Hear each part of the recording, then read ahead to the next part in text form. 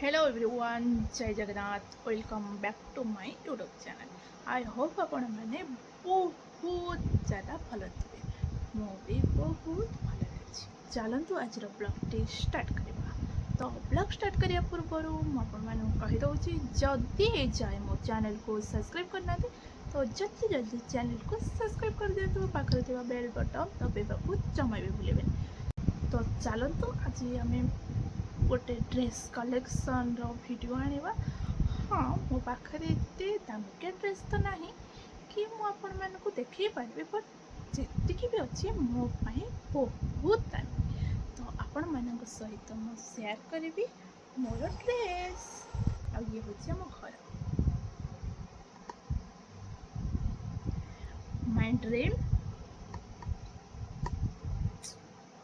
ए जन्म सक्सेस हो पार कि नहीं जानी, हेले कौन है मोर शाशुघर अच्छी ना, सेठी सक्सेस हम ना।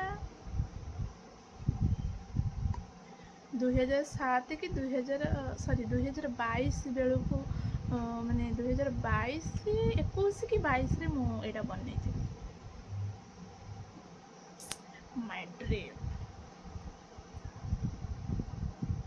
माने ड्रीम माने जो दोतला घर आमर आजबेस्ट पड़ी, बट दोतला घर आम टे छात पड़े भल होता, कारण छात पर मुझे फुल गछ लगे ना।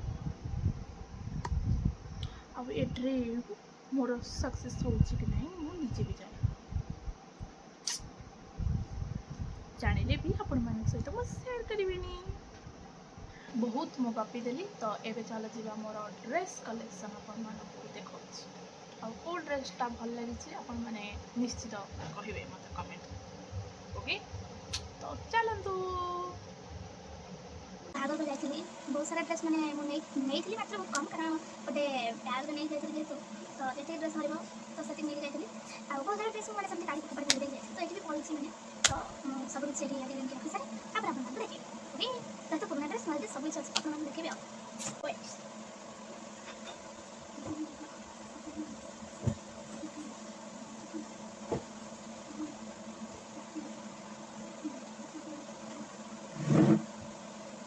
आसीगली आउरी बहुत सारा ड्रेस अच्छी आउरी बैग भी एपर्यंत कढ़ाई बहुत सारा ड्रेस अच्छी कढ़ाई ना।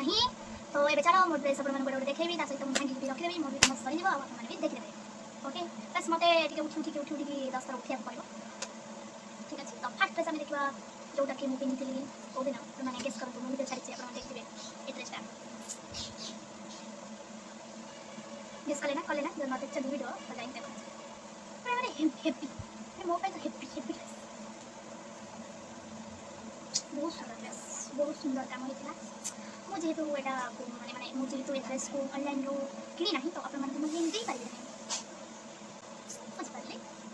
माखिला बहुत सुंदर ना जगतरनाथ जगन्नाथ राखी बही सूचना मतलब सब तोर पूरा गोल गोल चक्का राखी।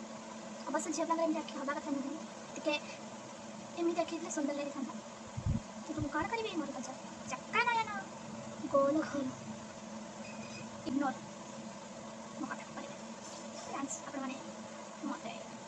चिन्हुंट आप निश्चित इग्नोर करेंगे। ड्रेस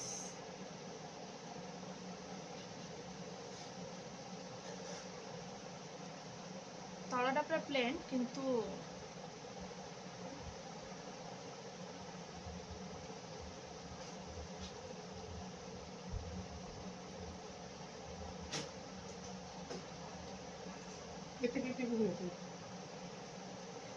तो ये भाया सुंदर सा ड्रेस। तो यहाँ हूँ गोटे शाढ़ी केमती लगुच आपने कमेंट करूँ। गोटे ही कलर ये हूँ आंचल आंचल मैंने पूरा टोटाल अच्छी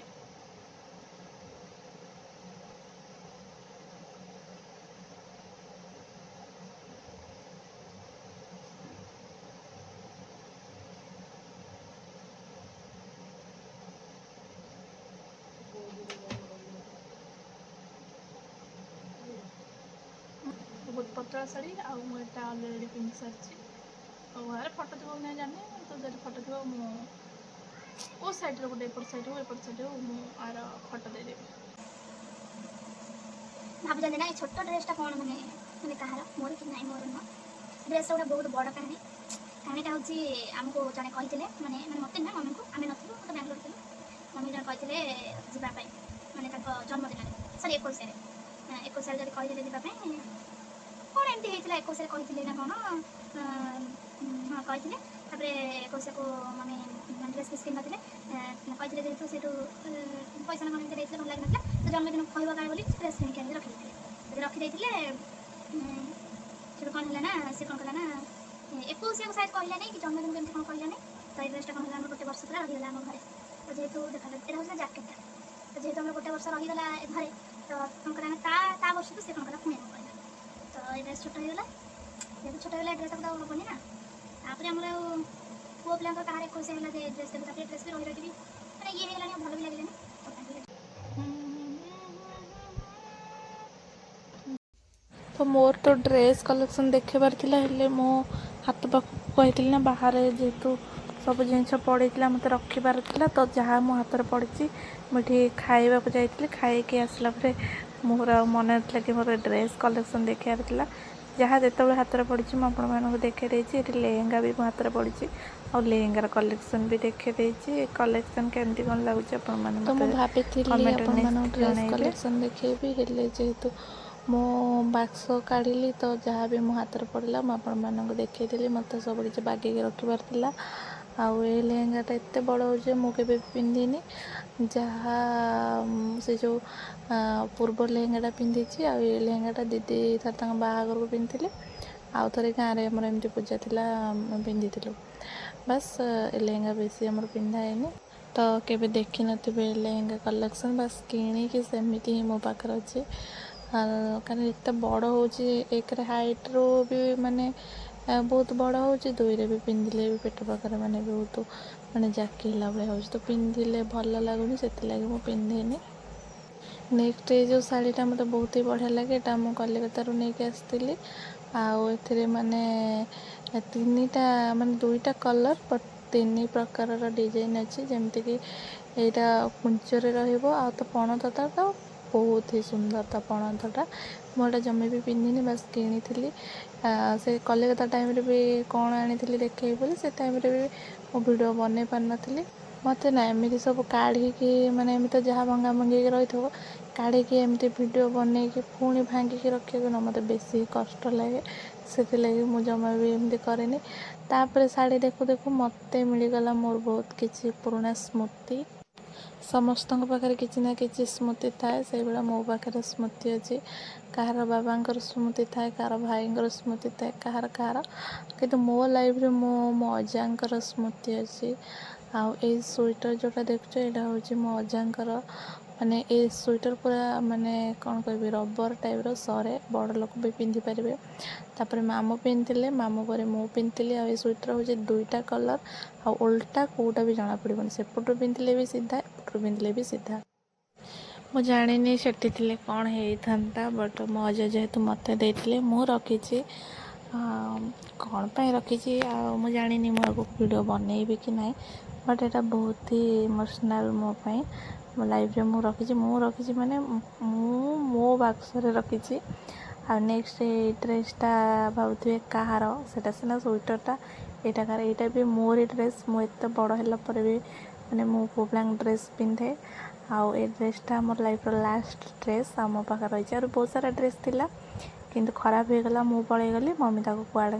ଫୋପାଡ଼ିକି ନଷ୍ଟ କରିଦେଲେ ଆଉ ମୋ ମାଉସୀଙ୍କ ବାହାଘର ଡ୍ରେସ୍ ବି ମୋ ପାଖରେ ଥିଲା କିନ୍ତୁ ଏବେ ମୋ ପାଖରେ ନାହିଁ ତ ଏଇ କଲର୍ଟା ବହୁତ ବଢ଼ିଆ ଲାଗେ ଏଇଟା ମମି ନେଇକି ଆସିଥିଲେ ମୋ ପାଇଁ ଆଉ ମୁଁ ତାକୁ ରଖିଛି ବୋଲି ରଖିଛି ବଟ୍ ତା ବଟମ୍ ଗୁଡ଼ାକୁ ମୁଁ ଖାଇଯାଇଛି ନେକ୍ସଟ ମୁଁ ବାହାର କରିଥିଲି ମୋ ଶୀତ ଦିନିଆ ଡ୍ରେସ୍ ମୁଁ ପୁରା ସବୁକିଛି ବାକ୍ସପତ୍ର ସବୁକିଛି ବାଗେଇ ଦେଲି ଏକାଥରକରେ ବାହାଘର ଯାଇଥିଲି ଇଆଡ଼େ ସିଆଡ଼େ ସବୁ ପଡ଼ିଥିଲା ଆଉ ଏଇଟା ଗୋଟେ ମୋତେ ଭଲ ଲାଗିଥିଲା କେତେ ଟଙ୍କା କ'ଣ ଲାଗିଥିଲା ତ ମନେ ନାହିଁ ରୁମିଆ ଏବେକା ପିଲା ତ କେହି ଲଗାଉନାହାନ୍ତି ମୋତେ ଭଲ ଲାଗେ ମୁଁ ଲଗାଇ ପକାଏ ତ ନେକ୍ସଟ ଏସବୁ ବହୁତ ସାରା ନୂଆ ଡ୍ରେସ୍ ସେମିତି ରହିଛି